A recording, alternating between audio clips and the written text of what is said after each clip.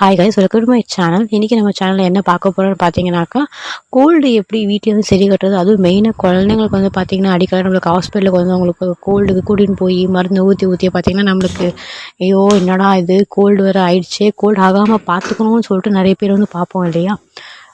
ஒரு ஈஸியான ஒரு டிப்ஸுங்க கோல்டுக்காக. என்னன்னாக்கா 2 இன்க்ரீடியன்ட் தான் தேவைப்படுது. ஒன்று ஓமம், இன்னொன்று வந்து பார்த்தீங்கன்னாக்கா பூண்டு. ஓமம் வந்துட்டு ஒரு ஸ்பூன் வந்து எடுத்துக்கணும். பூண்டு ஒரு 4 பல் பூண்டு வந்து எடுத்துக்கோங்க.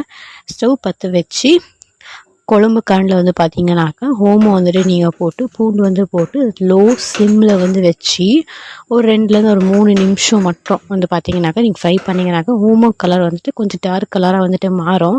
நம்மளுக்கே ஸ்மெல் வர ஆரம்பிக்கும். இது வந்து பார்த்தீங்கன்னாக்கா ஒரு சின்னதாக காட்டன் துணியில் வந்துட்டு நம்ம போட்டு கட்டி வச்சுட்டு குழந்தைங்க தூங்குறாங்க இல்லையா, அது பக்கத்தில் வச்சுருங்க. ஸோ அந்த ஸ்மெல்லுலேயே வந்து பார்த்தீங்கன்னாக்கா அவங்களுக்கு கோல்டு வந்துட்டு கம்மியாகுங்க.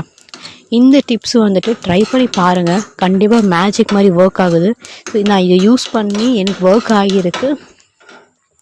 குழந்தைக்கும் மட்டும் இல்லாமல் இப்போ நம்மளுக்கு கோல்டு ஆச்சுனாக்கா அந்த ஸ்மெல்லுனாலே வந்து பார்த்திங்கனாக்கா பாதி கோல்டு நம்மளுக்கே ரிலீஃப் ஆகிடுது.